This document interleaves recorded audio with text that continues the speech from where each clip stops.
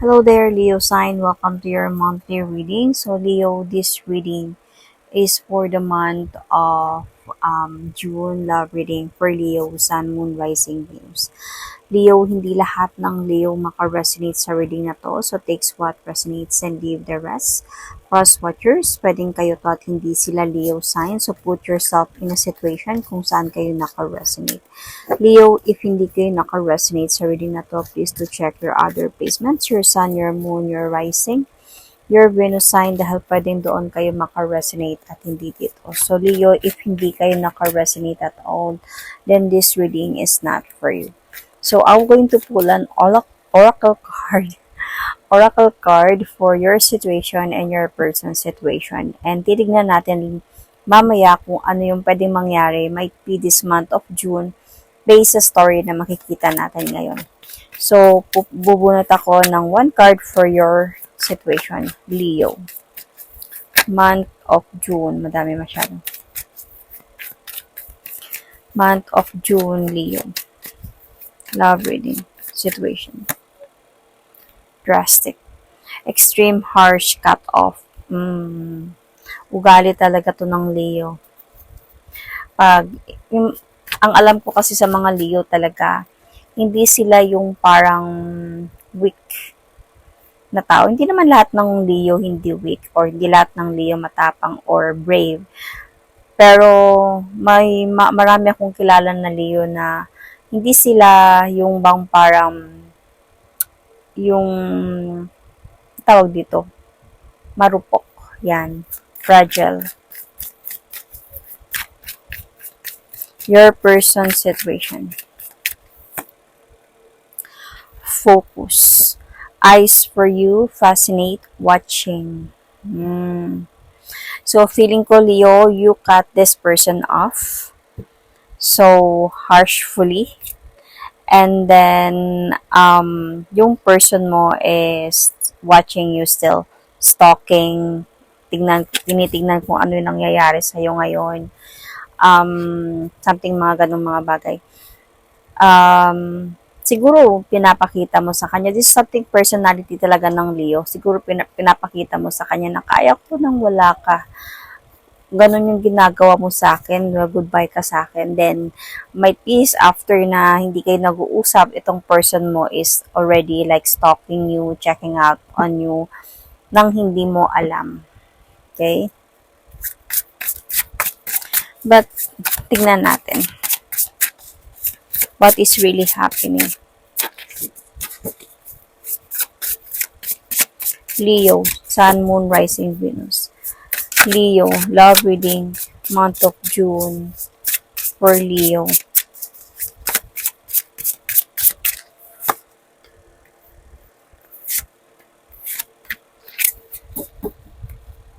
So, Leo, the cycle has ended or you cut off the cycle to have some changes in your life. Feeling ko, Leo, etong person mo halos hindi siya nakatulog thinking about you. Parang kasing may nangyari na napagod ka sa kakaantay sa person mo. Might be mag-commit sa'yo, magkita ba kayo, or i-post ka ba niya in public or something like that. And napapagod ka mag-antay kung bakit. And dun ka nag-umpisa na alamin yung katotohanan. So, parang naano ka nga, parang minsan na-stress ka na, bakit ganito? So, nalaman mo yung katotohanan kasi mayroong justice dito, nandito yung truth. So, might be this person could be like sabihin natin na may ino-offer siya na like relationship naman sa iba. O meron din siyang other serious relationship, same might be as you, or meron palang nauna sa'yo, mga ganong mga bagay. Nalaman mo to. Kaya nakapag-decide ka talaga dito, inaalam mo to. Parang you gathered information, you gathered the truth nang hindi mo sinasabi sa kanya. Until sa nalaman mo yung katotohanan ng pagsisinungaling niya sa'yo. So, either, nalaman mo na may iba pala siya, or nalaman mo na married pala siya, or mga ganung mga bagay. So, I think kinonfront mo pa to, or siguro, parang sinugurado mo pa muna talaga yung katotohanan talaga about this, and then you decide. So, kaya you cut off this person harshly. So, either hindi mo na siya kinausap, or agad-agad, just cut it off nang walang explanation. Tama na yung evidence na nalaman ko, yung mga nasabi nung someone, sino ba. Tama na yon, and tapos na. Kaya itong person mo is always watching you. Kung may nalalaman ka na ba, or wala, or bakit, anong nangyari, ganong mga bagay. But titignan natin, okay? Kasi nag-try naman siya nag-try siya kumbaga, kausapin ka. May siya din nagwa-wonders din siya, kaya hindi siya nakakatulog sa gabi. Sa kaisip siguro nung nangyari. Nalaman niya ba? Mga ganong mga bagay. So, let's see. Bakit? So, dito tayo sa bakit hindi siya nakakatulog sa gabi thinking about the situation.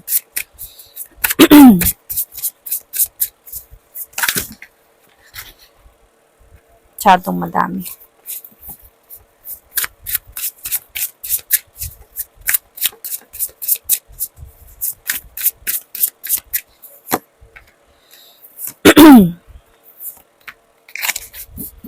Kasi feeling ko okay naman kayo. I mean, yeah, I think. Tinago niya pala talaga to sa'yo.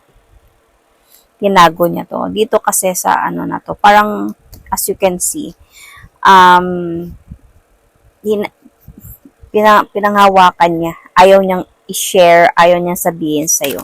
So, tinago niya to sa'yo while offering you love, telling you I love you, or something na showing you na isa siyang responsible person, mga ganong mga bagay, na seryoso siya. Kaya siguro nung nalaman mo, bigla siyang napawonder bakit nalaman. Halos hindi na siya nakakatulog sa gabi. Thinking kung nalaman mo na ba? Paano mo nalaman? Bakit mo nalaman? Bakit mo ginawa yun? Bakit nangyari yun? Kasi feeling ko siguro hindi naman nag-explain, pero kinakausap ka niya pero hindi mo siya sinasagot, or kasi this is extreme harsh cut off, meaning agad-agad mo siya kinut off. Parang hindi ka na nag-explain, hindi mo na siya inaway right away na. So, and isa pa, parang nasa point na sana, I don't know if mga ilang buwan na din siguro kayo, or year ba, or something, kataon na din kayo, madami na din kayo pinagdaanan. So, napawonder siya dito. Kaya hindi siya nakakatulog sa gabi. Parang biglaan, unexpectedly na nangyari to. So,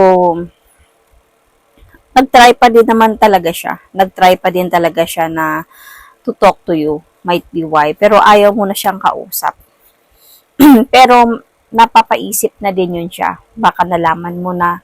Pero para sa kanya, paano mo nalaman? Kasi tinago niya nga to sa'yo. So, parang siguro naging maingat siya sa panloloko na ginagawa niya. Kaya din lagi siya talagang nagabang. Lagi siyang siguro sabihin natin na nag-stalk. So, ano ba yung nararamdaman niya para sa'yo?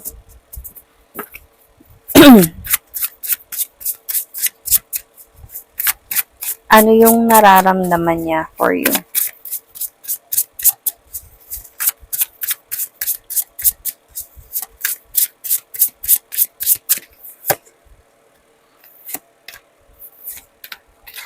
Alam mo yung feeling niya, nasaktan ka. Na sobra kang nasaktan talaga sa nangyari. Siguro gets niya na din. Siguro alam niya na nalaman mo na. Ganun. So, parang na-heartbroken din siya. nasaktan din siya na ganun yung ginawa mo sa kanya. Biglaan eh. Hindi siya nakapag-explain. Hindi siya nakapag-alibis or whatsoever. So, biglaan mo siyang kinat off harshfully. So, nasaktan din siya. Na-miss ka din siguro niya, nasaktan siya na bakit ganun agad-agad, hindi mo man lang siya kinausap, hindi mo man lang panakinggan yung explanation niya. So, parang para sa kanya, meron din siyang feeling dito of, siguro I just really need to have some changes in my life. So, whether magbabago siya at balikan ka niya, or magbabago na, or ayusin niya na lang yung buhay niya, magpapatuloy na lang siya. So, pero alam mo, hindi siya nakamove on. Parang nalungkot siya nang ginawa mo yun. Parang, nami-miss, yun na nga sabi ko, diba? Na-miss ka niya. And ngayon ko nakita, na-miss ka ng person na to. Na-miss niya yung banding ninyo, yung pagmamahalan ninyo. Na-miss niya to. Very confused pa din talaga siya. Paano mo nalaman yun? Paano mo nalaman na nagloko siya or nalaman mo ba talaga? So, kasi as I said, bigla ka na lang nawala. Bigla ka na lang nag-cut off. Nung nalaman mo na meron nga siyang iba. So, ano yung naramdaman mo dito? Ikaw, ano yung nararamdaman mo, Leo?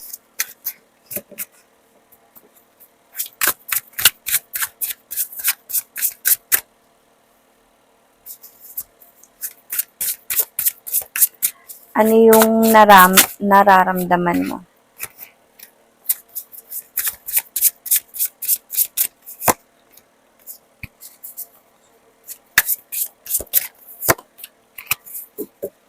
Siyempre, nasaktan ka. Nahirapan ka din, Leo. Kasi, of course, mahal mo to eh. Kumbaga, naniwala ka na magkakaroon kayo ng new beginning ng person na to.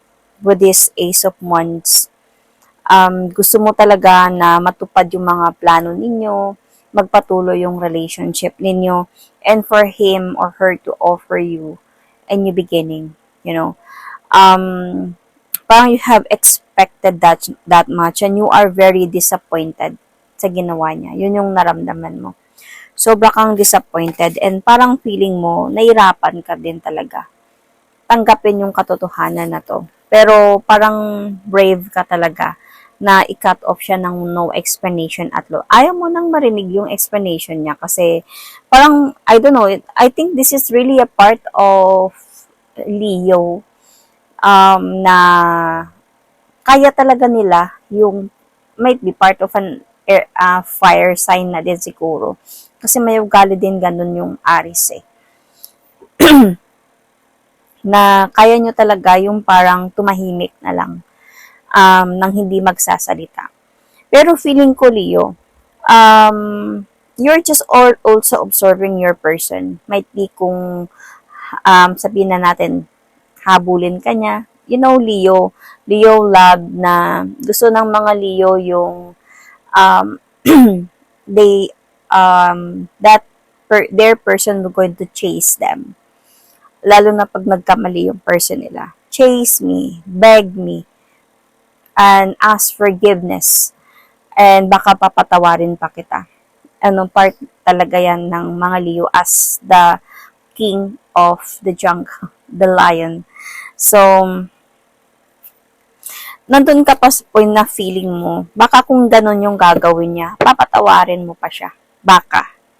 Okay? So, tingnan natin kung ano yung pwedeng mangyari this month of June based sa story na nakita natin ngayon.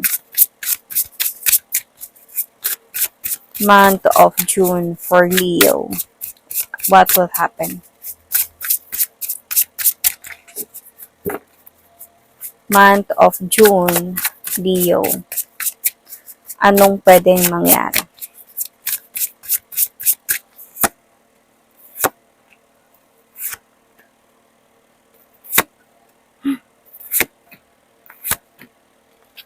Okay, Leo. Yung person mo actually will really kumbaga, will going to convince you talaga na patawarin siya, magkabalikan kayo at magkaayos kayong dalawa. So, i-convince ka talaga ng person na to, mag-move forward siya towards with yung mga ngako siya sa'yo ulit or something, kakausapin ka niya. Siguro magta-try talaga siya na hanapin ka or to connect with you or something like that. But Leo, on your part, you are not sure anymore. Hindi ka makapag-decide. Kumbaga, hindi ka makapag-decide whether patawarin siya or hindi na. So, nasa point ka ngayon of papatawarin ko ba siya or hindi na lang, dito na ba ako, mag-move forward na ba ako and never look back, or bibigyan ko siya ng one more chance, parang ganun. So feeling ko hindi naman na, wala naman ako nakikita talaga ditong fight or confrontation or anything. Lesser yun actually. It's more on yung person mo nagiging matured talaga siya na harapin ka. Siguro wala siyang sinabi na anything. Sabihin natin na hindi siya, siguro nag-explain man siya, pero hindi siya yung ikaw kasi ganyan, ikaw kasi ganito, hanggang sa mag-away, di ba? Kasi ganito naman kasi naramdaman ko, kaya nagloko ako. Walang ganun na pinag-usapan. It's just na parang yung person mo, sumingi lang siguro talaga siya sa'yo ng tawad, na-miss ka niya, so inisip, parang gusto niyang ayusin yung mga dapat ayusin, di siya nakakatulog sa gabi thinking about you, kaya siguro nung pumayag ka na nakausapin siya, or I mean, pumayag ka na nakausapin ka niya, wala akong nakita dito ang pagtatalo. So, wala din ako nakita ang reconciliation. Ano lang, parang it's more on in a matured way lang. Pag-uusap could be. So, nakikita ko dito yung person mo will still going to wait for you. Might be wait for a sign from you kung kailan ka ready na patawarin siya. Mag-aantay talaga to siya. Might be for this month of June, nasa point siya ngayon of, this month of June, nasa point siya na kakausapin ka niya ulit. Magta-try siya talaga na mangako sa'yo ulit. Kasi may nakikita ko dito na, honestly, mamimiss nyo naman yung isa't isa dito eh. So, on your part kasi parang nakaramdam ka na din dito ng parang pagod. Pero magpapakita talaga yung person mo sa'yo ng pagmamahal. I don't know if this person will going to give up. Kasi ikaw kasi parang hindi ka na sure na tanggapin siya. Pero, yeah, parang hindi mo na makalimutan yung ginawa niya. Parang mahirap na sa'yo kalimutan yung ginawa niya. So, parang doon ka na lang, kung sakali man, doon ka na lang magpo-focus eh. And hindi na magiging okay yung situation ninyo. And I can see here na think you were going to parang tuldukan to. To end this, could be. You're not sure anymore eh. You're going to walk away. Siguro kung magkakaayos kayo, parang hindi ka na emotionally into this relationship same as before. Parang iba na. Lagi ka nang nag-iisip, parang hindi ka na comfortable, parang lagi ka nang ay nakikita ko kasi sa iyo, Leo, you are that someone na very ka naman eh, parang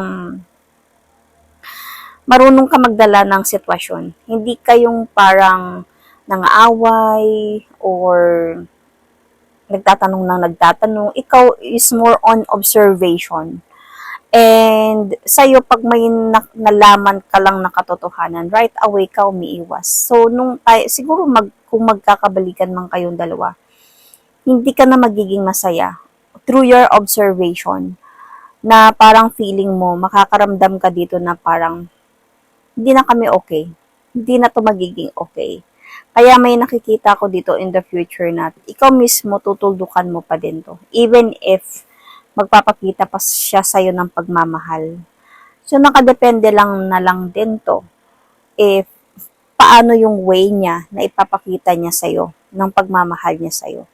Paano niya ipoprove sa'yo na hindi na siya nagluloko. Kasi, nalaman mo to ng sikreto pa rin eh. 'Di ba? Yung nalaman mo na nagloko siya, nang hindi mo alam na nagloko na pala siya, nalaman mo na lang. So, walang verbal na sabihin na nagloko siya, nag-away kayo, wala. Parang ganun na lang. Nalaman mo, ay, nagloko pala siya sa akin. So, yun din yung fear mo, possibly, in the future, kung sakaling tatanggapin mo siya ulit. Yun din yung magiging um, iisipin mo na baka ganun yung gagawin niya. Okay kami, tapos naglaloko na din pala siya. So, hindi ka na magiging masaya. Until sa, I think you were going to cut off talaga this connection. You were going to take that leap of faith towards a new beginning of your life without this person. And, kasi as you can see, hindi mo na ito ma-appreciate eh. Parang lagi ka nang nag-overthink. And ayaw mo ng ganyan, Leo. So, yun. Leo, you might be dealing with Cancer, Capricorn, Pisces, Aquarius, Gemini, Aries, Sagittarius, Leo, or same Leo. Another Gemini, nakita ko dito, Libra, Sun, Moon, Rising, Venus. That is my reading for you. Thank you and God bless.